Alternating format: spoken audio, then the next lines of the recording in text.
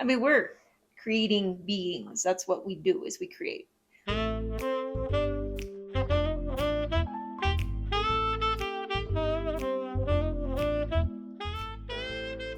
Why do artists choose the lives that they choose? Yeah, I think you have to narrow that down a little bit. Well, starving artists, like people, I think a lot of people feel sorry for the artist because they think they're all starving. It's a stereotype. I believe so. Yeah, Yeah. I agree. I think we're on the same page with that, but not all artists experience it. True. Hey there, welcome back to One Big Caper. I'm Athena, a former Las Vegas showgirl, and this is my partner Felix, a mentalist magician. This podcast is to inspire dreamers and doers to keep adventuring through this caper called life. There are a number of reasons. There are really a host of reasons. You know, we're those of us who are compelled to create, for example, aren't terribly excited about accounting And business and business and and marketing. marketing. We'd rather just create. Yeah, that's our superpower. Why would we not? Right. Right? Yeah, that could very well be part of what drove the stereotype to begin with. I don't know. I don't think so. What's your theory? Well, I think the starving artist is an archetype that there are certain stories, Toulouse-Lautrec, that whole Bohemian movement. They romanticized the idea of being a poor, starving artist. And that made them better somehow, maybe?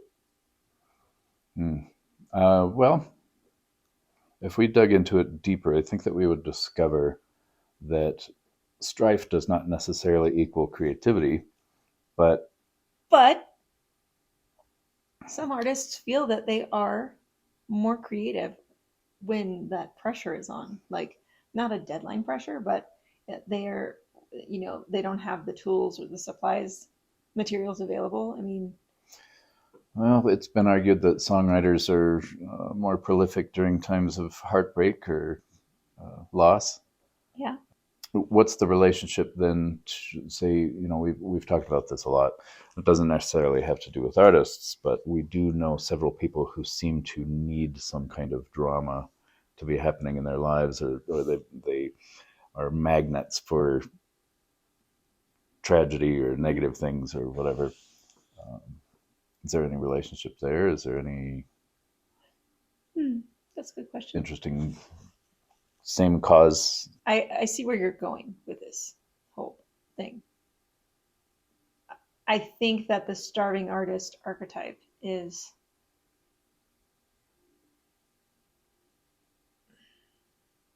can come from a traumatic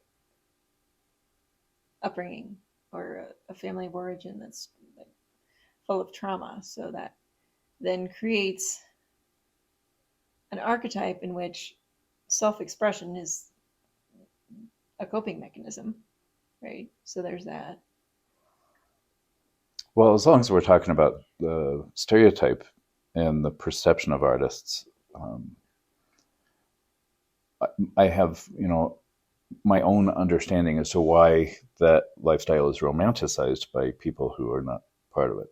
And I think that there are two contributing factors to why it's a romanticized thing. The first being that it appears that the artists have fewer responsibilities, fewer terrestrial responsibilities, right? Maybe. They can do whatever they want whenever they want, and so I think that's why it's romanticized. But also, creativity does not live in everybody. I think we all start as creatives. I think that's a lie. I think we all start as creatives, and then over time, for whatever reason, some people just begin to believe that they can't draw anymore, or they just cut off those creative parts of themselves, or neglect or abandon, or whatever, however you want to put it. Yeah, I think it's neglect. Mm-hmm. Yeah, because I think people can be creative in other endeavors that aren't actually artistry. We talked about that in the What Makes You a Pro. It's linked above. You could check that out. I think that it's like a muscle, and if you don't use it, it atrophies. I agree with you. I agree with you. So these people that say they're not creative, I think it's just an excuse they use to not tune into their ability to create. I mean, we're creating beings. That's what we do, is we create. Lately, we've been creating things to destroy things. Mm-hmm. Lately, I'm saying, the last couple thousand years. I know what you mean. But now it's time to start creating to save our little heinies. So in this home, there are 4 artists, and we certainly nurture the artists, the young people who are artists, and nurture their creativity and make sure that they have the supplies they need for whatever they want to create. Yeah. And they're actually very good. They're very skilled. I think so. Yeah. In other families where the older people don't see themselves as creative, is it more difficult for them to foster the Yes. artists, the young artists? So are Yeah, we losing artists because of that? Yeah. Okay. There's a study. I can't remember what the study is, but I heard it from a motivational speaker, Craig Zablocki. He went in after the Columbine shooting. He went in to talk to the kids, and that's his claim to fame at the time. This was 10 years ago. Anyway, he said that in a classroom full of kindergartners, every single one of them is a creative genius. Every single one of them. Right. You ask the entire class, who in here can paint? Everyone raises their hand, right? Mm-hmm. And the older they get, the less confident they get in their skills. So then they think that they're not good enough. But everyone can paint, literally, can pick up a paintbrush and paint. Mm-hmm. Whether it's something that's, belongs in a museum or not, that's a different story. But he said this study, the older people get, the less creative genius as they go through the school system. And this isn't probably in America only. I don't know how different it would be. It might be cultural, yeah. But I think one of the things you were saying is that I think that people that don't think they're creative don't foster it. One, because they don't, they can't understand it. And 2, because they don't value it. It's not a valuable skill, or it wasn't for a long time. I think it's coming back. I think that's why we have the STEAM programs. And, I don't know that art is going back to all schools, but I think there is a better understanding of how creativity and visual art or music or whatever relates to other things like arithmetic. Yes. Those relationships are starting to be understood and respected better than they used to be. Right. And then I think more value will be placed on it, and I think there will be less starving artists eventually, maybe, hopefully.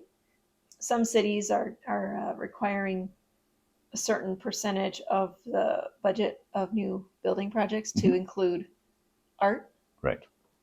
I think also they're all changing it or adding to it that they have to have some sort of landscaping thing situation. I don't know where it stands currently. I haven't looked into it. There's that one crazy building that they're building in Reno. That's like a terrarium. Right. It's a building-sized terrarium. So yes. There's that. That takes art. That takes creativity. Yes. It looks really weird now that it has nothing, like no plants and stuff in it. Like I haven't seen it. You haven't? Mm-mm. There's like these gaping holes, like where the stuff is. I've seen the 3D rendering, and there's going to be. We might have to put that up because this is very abstract. I know. I'm sorry. So this prompt came from a blog post that I saw that it was basically things you would have to give up as a performer. And I think it's the same thing goes for artists too. There's different things that artists kind of have to give up. I admit, in my career, which is a creative one, yes, in my sub-careers, which are all creative, doing visual arts and that kind of thing, mm-hmm. It's been a rough life, but it's been so rewarding. I talk about it all the time. I have a very left-brained kind of person, even though our brains don't work that way. We still say it. And he's done rather well for himself, but he's always been very envious of my life. Is this the person that calls you and He used to call every few months and start the conversation by saying "F you," because he worked himself according to a convention that he was taught. Mhm.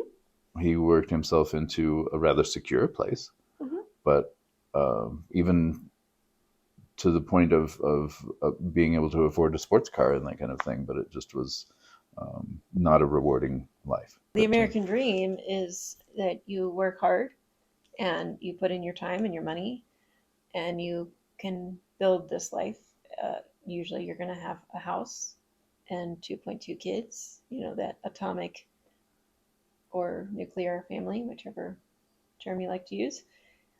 And that is, I'm learning, this is a lie, because there's no fulfillment at the end of a road where all you're doing is working for a paycheck in order to fund this dream. That's not really even your dream. It's the dream that has been romanticized or whatever in past what, 80 years.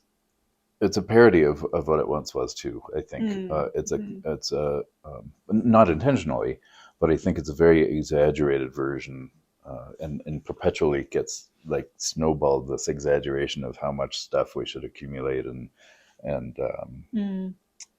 the effectiveness of advertising. We talk about that all the time because for every trick that starts to function in marketing and advertising, everybody jumps on board when they see it working, and then it becomes useless. It doesn't work anymore, so they have to come up with something new. But it's all designed to cause us to want to consume more and accumulate things. It kind of feels like this is turning into the Clutter podcast. It kind of is, but it's been a hot topic around here. Yeah, it has. There are cultures that don't have that needs, that drive to accumulate things, right? Yeah, well, and there are people in this country, Americans that were raised in this country, that don't have that drive either. I actually knew one that I worked with, one of the bartenders, and he stocks away like half his paycheck every week or every 2 weeks to his 401k and his Roth IRA.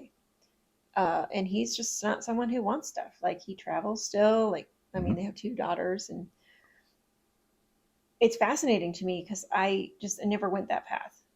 I chose the artist path. I chose to be a performer, and I was making, as a ballerina, $250 a week. I don't know how I survived. I really don't. Now that I'm think about it, I only made $1,000. That was pre-tax. Inflation's done some incredible things in the last 20 years. True, there's that. But there are some things that I've had to give up for this path. And one of them is sometimes security. Where is my next meal going to come from? Yeah.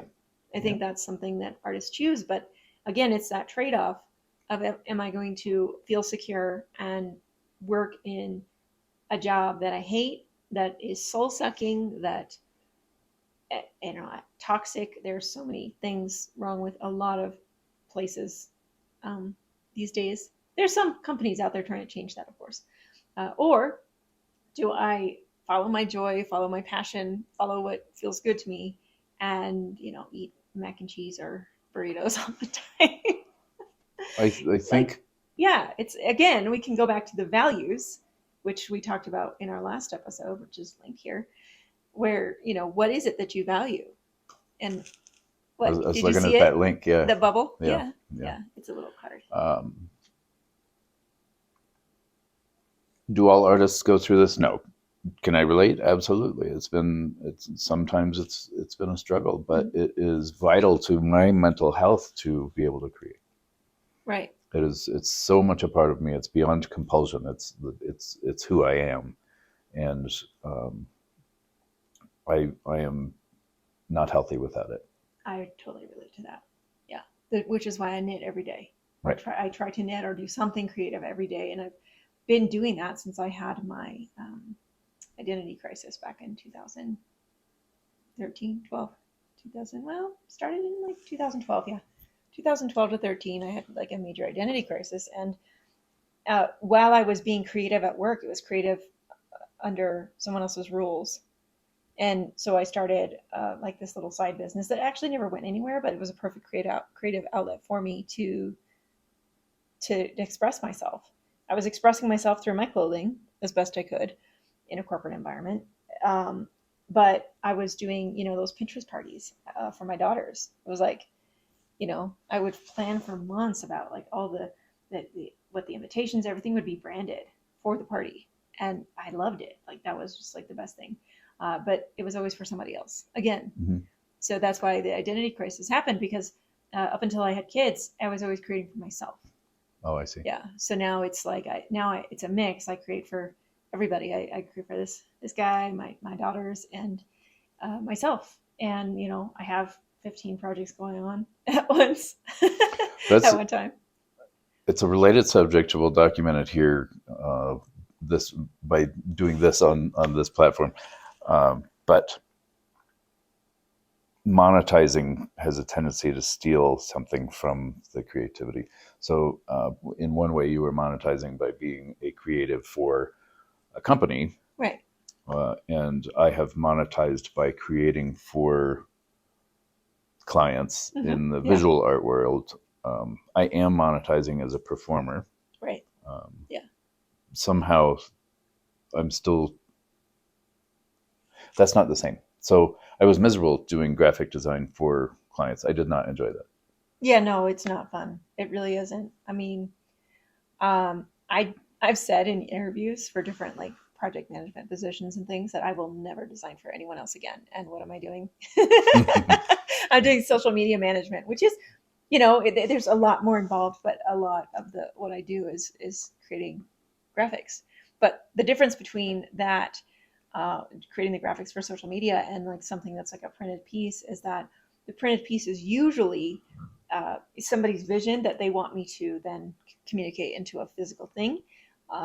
And sometimes they can't communicate their vision. So that's another thing. It's the muscle atrophied, so they can't actually communicate what they see in their mind's eye, to the artist or the designer or whomever. But I think that's what makes it difficult to be a graphic designer for other people, is that people don't know how to communicate, and they don't understand the rationale about certain things, like why we would use a certain color or a certain font, or why there's hierarchy. They don't understand basic design principles, and they fight against it as if they know what they're doing. And it's like, well, you hired the expert here, right? Who's the expert? I got to a point towards the end of my doing graphic design or artwork for my clients. I would explain that I'm an artist. You've hired an artist. I'm not a graphic designer. I'm an artist. So I'm just going to take this, and you'll get what you get. Okay. You're commissioning me to fill a hole, right, and I'm going to do it as I see fit. And that was successful most of the time. Well, it's a little abstract for some folks. Well, what you're doing is you're solving a problem. Right. You're not filling a hole. You're solving a problem. That's what graphic designers do. They solve a problem creatively. Right. And so my favorite part about the whole giant mess the world went through 3 years ago was all of the memes and things that were coming out that were talking about artists and designers are not essential workers. But all of the graphics that the government was putting out and all of the agencies were putting out were created by a graphic designer. That's essential, right? It's just to spread the information. People just they don't value it because they think it's easy, and it's actually not that easy. And we shan't get into it. Yeah, no, that's a whole different topic. has done a horrible thing for that perception. Yeah. Yeah, there's that. Every app I use now has an AI generator. The point is, it's actually not that easy to solve problems creatively, because you're bringing in so many different pieces of information. And now UI UX designers those are the people that design apps and websites, and pretty much everything you touch now that's digital is designed by a team of UI, user interface, or user experience designers, and they are using data to solve the problems. Mm-hmm. Yep. So they do a lot of research and testing, and they're like, and there's no color added, no textures, nothing. It's just a wireframe, and it's just like there's a button here, and these things go here, and everyone approves it through the chain of command, and all the stakeholders approve it. Then they add all of the creative, artistic details. Mm-hmm. And I think that's a better way to go. Simply because I have sat in meetings where the people that are making six figures and above, because they're executives, will say, I don't know, I just don't like that color blue. And we would ask, well, why not? What about the color blue do you not like? It's just a personal thing. It's not your personal preference here. You are running a company in the marketing department of this, massive retailer. It's not your personal opinion. You are the one that is making decisions for this entire company. Why would you say that? So anyway, it's one of my There. soapboxes. Okay, I'm off. There. I'm done. There. Okay. But I mean, again, why do we choose a life like that? I had to get out of it. I couldn't work as a designer anymore. Not in that capacity. I prefer freelancing, mm-hmm. and it's helping the little people get the word out about their businesses, right? Anymore, I see everything through a different lens, than maybe other times in my life, because during those times where I did have to tighten my belts, or even more of a struggle, I wasn't all that excited to be a creative person, Mm-hmm. There have been times that I questioned my career choices, or that even other people have questioned my choices. I recently was interviewed for another article, and one of the questions they asked was about advice that I give to young performers, young creatives, new creatives. And one of the things that I always say is that you have to be well-rounded. Mm-hmm. And, say you're a comedian, don't waste all your time writing jokes. Mm-hmm. There's way more to it. Yeah. There's everything from marketing and advertising to accounting, costuming, movement. Take a movement class, take a singing class. Even if your intention is not to sing, train your voice. Mm-hmm. Learn how to understand that instrument, because that is going to be your bread and butter. Right. And a lot of creatives reject that kind of instruction or suggestion. Yeah. Because it's taking them away from what they love the most, and I totally understand. I would say more visual artists would reject it it's than just performing artists. Right. I don't know, maybe not. Like when I was a dancer, that was the number one advice I got growing up. As a visual artist, if you intend to be a fine artist, learn how galleries operate. Learn how to speak the language of mm-hmm. the people who are going to sell for you. Yep. You have to be able to communicate, as a performer. I have to understand what the people behind the soundboard are doing. Mm-hmm. I have to understand how the lights work a little bit, because they want to know from me, how do we light you? Yeah, right. I think we have an episode about skills. Yeah. I'll link you here if we do. Is there a link up there? Okay. So decisions we make, I don't know. It's affected everything. Yeah. Our abilities as artists have affected even the palette of your wardrobe in the closet. You'll notice that it's very important to me that when I cook for our family, presentation is part of my thing. Yeah, he does nice with presentation. I just go slop onto the plate. I don't really. It's so our creativity spills out into the rest of our lives. Well, yeah, because I think we talked about that in the episode about values, self-expression. Like that's really important to us, and I think every artist it's important to is to be able to express themselves, because like the youngest one, for example, she does not want to learn the rules. She does not want to learn the art rules. She doesn't care. She's like, I'm not going to follow them anyway. She's opposed to learning, and I think that's she trusts herself as a creative to believe, like she has this belief that she's going to create something new by avoiding learning the rules, right? Right. It's maddening for me because there's this is an artist who is creating what I would refer to as sandcastles, right? These are things that they're just not going to last because there's no integrity to the objects, because there was no willingness to understand how to build She's mostly integrity 3D. to these. 3D is her favorite. But the thing about that is that she doesn't want her art to live beyond her. She wants all of her art. That's true. She her. wants to build sandcastles. She wants it to be temporary. A fascinating creature. Yeah. We'll get there. And but through testing, granted it's the hard way, but the works are becoming more structurally sound. Yeah. Yeah.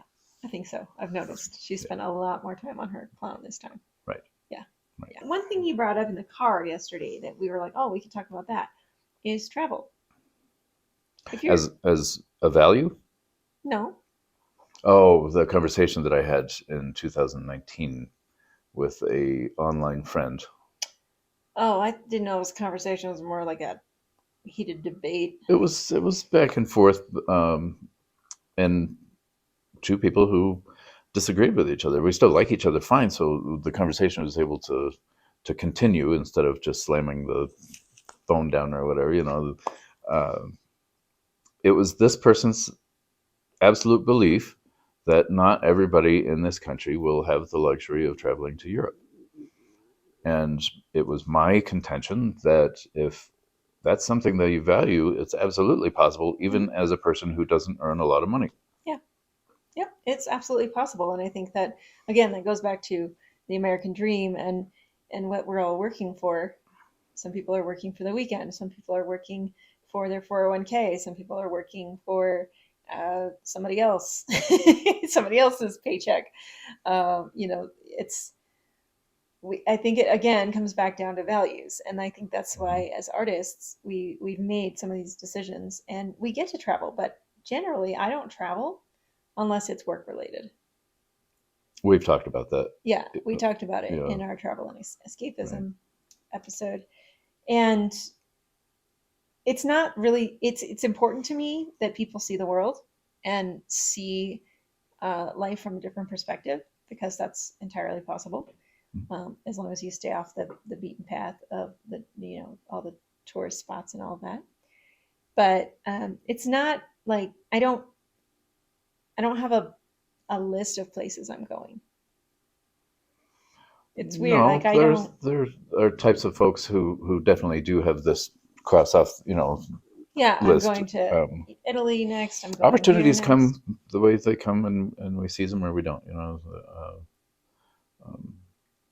There are plenty of places all over the world I would love to see. I may not see them all, and I'm not killing myself to get there. Upset. I'd like to see Japan someday. Like Japan, sure, is definitely on my list. I think in the stories you've told about this person that used to call you and say "F you," I think that there was like a value discrepancy. Like they perceive our lives as artists, performers, entertainers, or whatever as more glamorous, more fun, free. I don't know. I'm curious. We were earning money by going to parties, and that I can see how that is enviable, right? Yeah, but I didn't party. I worked. I mean, right. there was a few that I was partying, but the perception, put yourself outside of it. You're watching. You get to dress up. Yep, you get to play dress up. You get free drinks. Usually, somebody's going to say your name on stage. And then you get it's very glamorous, and then you're backstage with all kinds of other glamorous people, and it's from the outside it looks pretty appealing. Does it really though? There's the Money for Nothing song is getting canceled for another reason, but that's all about. I was wondering when it was going to get canceled because I heard that or I saw that lyric and I was like, what? Yeah. Okay, yeah. It's getting canceled for that. But, it's about that perception. Like, that ain't working. Right. And why isn't it? Like, it's just because it's easy for us as creatives, like, is that I think that in this country, the value of hard work is like, at least it's been beaten into us. It's like, you have to work hard. And that's why I worked hard as a dancer. I worked my tail off to get where I got. Yeah, you did. And, I'm tired. I'm exhausted. I put my heart and whole life into that career. And then I left. But now there's people that are, using AI to write books to sell on apps, and they're not even working, Mm-hmm. but they're making hundreds of thousands, if not millions of dollars doing that. And that's like the new thing. It's like the people want the easy button for, making all this money. But why do we need all this money anyway? Like, then again, we get back to the clutter and consuming, topic. But That's a whole discussion about integrity, in the other sense of the word. But I'm sure we'll address it at some point. okay. As a creative, I'm just not mentally stable or healthy if I'm not being creative. It's just part of who I am. It's more than a compulsion. It's a need. Mm-hmm. Yeah. Well, I'm glad you identified that. Because I think there's a lot of mental health problems, and people don't identify that that's Mm-hmm. something they need to do. They call it self-care or self-love or whatever. It is self-care. I knit every day, or I make something every day. Sure. Yeah. So I'm curious what you think. Please comment below about what perceptions you have of artists and the lives that they choose. Like, why do they? What questions do you have for artists? Why would you choose this? Or, those are things that I think are general misconceptions of artists by people that are not, or that are not creatives, or people that have chosen an artful life. But yeah, I'm just curious. What do you think? Yeah. Do you think we're done? I think we've covered it. Well, it'll come back up. It's going to come back up because clearly we rehashed like 4 different conversations In this one. Yes. Yes. Yeah. And then we actually inspired 3 new conversations. Yes. Which is kind of why we do this. We hope you're enjoying it. If you liked this conversation, make sure to like it. Comment below if you have any thoughts on this conversation, and make sure to subscribe so you don't miss any of our future episodes. We hope that you are enjoying your own Big Keeper, and we will see you next time.